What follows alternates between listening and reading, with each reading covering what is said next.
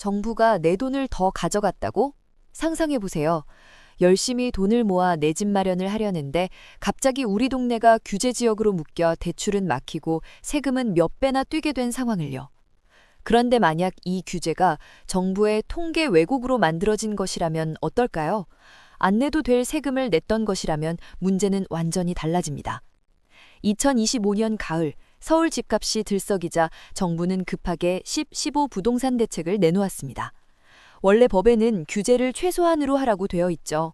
하지만 당시 정부는 풍선 효과를 막겠다며 서울 전역과 경기도 곳곳을 최대한으로 묶어버렸습니다. 여기서부터 논란이 시작됩니다. 규제 지역 지정의 핵심 기준은 최근 3개월간의 집값 상승률입니다.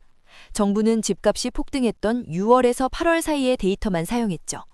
사실 발표 직전인 9월에는 집값이 조금 꺾인 상태였습니다. 정부는 이 최신 데이터를 알고 있었지만 심의위원들에겐 보여주지 않았습니다.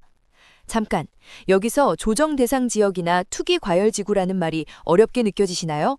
쉽게 말해 국가가 여기 집값은 너무 위험해 라고 빨간 딱지를 붙인 곳이라고 생각하면 됩니다. 딱지가 붙는 순간 대출 한도인 LTV가 뚝 떨어집니다. 집값의 절반도 못 비르게 되니 내 돈이 없으면 집을 못 사게 되고요. 세금도 남들보다 몇 배 더 내는 중과세 벌칙을 받습니다. 그래서 억울한 시민들이 소송을 걸었습니다. 왜 옛날 성적표로 지금 외출 금지를 시키느냐는 것이죠. 지난 1월 29일 드디어 이 소송의 1심 판결이 나왔습니다. 법원은 일단 정부의 손을 들어줬습니다. 통계가 세상에 공식 발표되기 전이었으니 최신 데이터를 안 썼다고 해서 법을 어긴 건 아니라고 본 거예요. 하지만 판사님의 판결문에는 의미심장한 문구가 적혔습니다. 통계 반영 시점이 아슬아슬했다고요. 법적으로는 넘어가더라도 행정적으로는 찝찝하다는 뜻이죠. 실제로 재판 과정에서 9월 통계를 넣어보니 충격적인 결과가 나왔습니다. 서울 강북구 등 9개 지역은 규제 지역이 될 자격이 아예 없었다는 사실이 들통난 겁니다. 결국 사건은 2심으로 넘어갔습니다.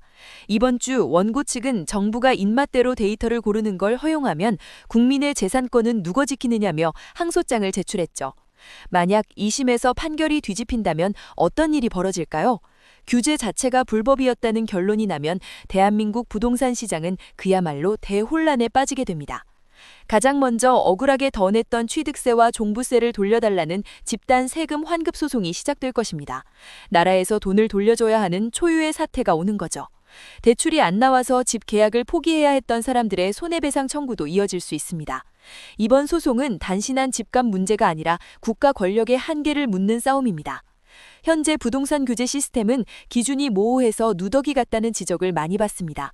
정부가 데이터를 주물러서 우리 지갑에 손을 대는 일이 정당한지 따져볼 때입니다. 2심에서 아슬아슬한 통계가 위법으로 판정되는 순간 역대급 환급 대란이 시작될 것입니다. 우리 재산권을 지키는 이 운명의 판결을 끝까지 지켜봐야겠습니다.